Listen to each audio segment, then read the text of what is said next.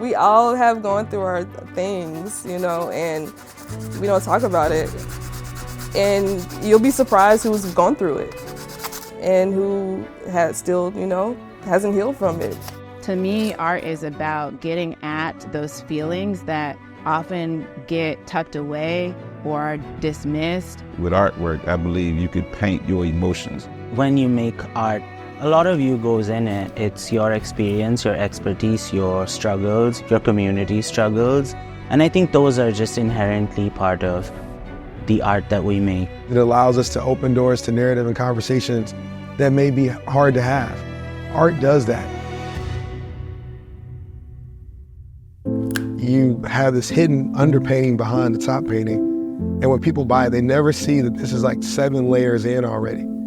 I think is really kind of part of who we are as humans. There's so much to us. You know, every brushstroke, every part of our life, everything we've done, every experience, good and bad, leaves a mark, leaves a line. And in the end, when you step back and you look at it, you get to see the whole composition, and you see like whether or not you like it, what do you need to adjust? Art is also incredibly important for bringing people together, and it gives us a pathway in, almost as an icebreaker of sorts. I think about all of the conversations, you know, I had with officers in particular. You know, they couldn't believe that something like that was coming out of a 6x9 foot cell. That helped connect individuals that was working in IDOC that had this one picture of individuals that was incarcerated. That helped them see that we were real people. We were, you know, just like them. We had passions and we had talent just like them. Welcome to our Art and Archives exhibition tour in honor of our 50th anniversary.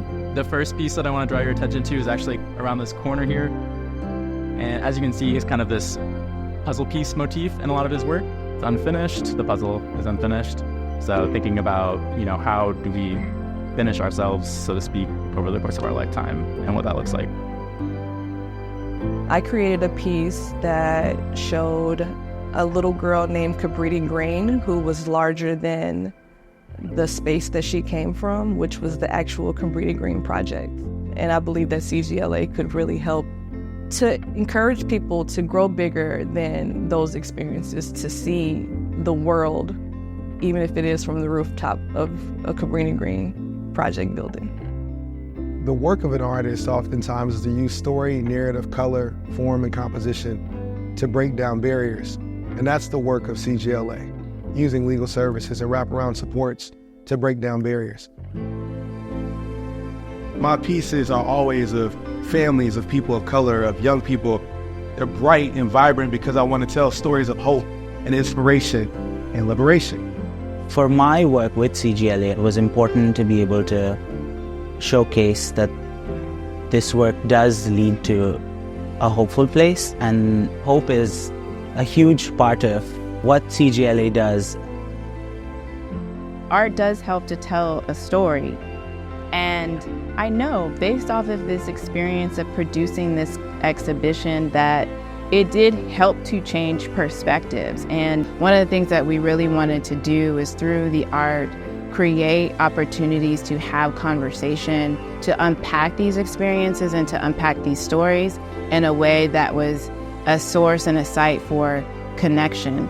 There is more opportunity for us to share space with one another and to really truly learn and grow from one another. We can do amazing things that inspire folks into action.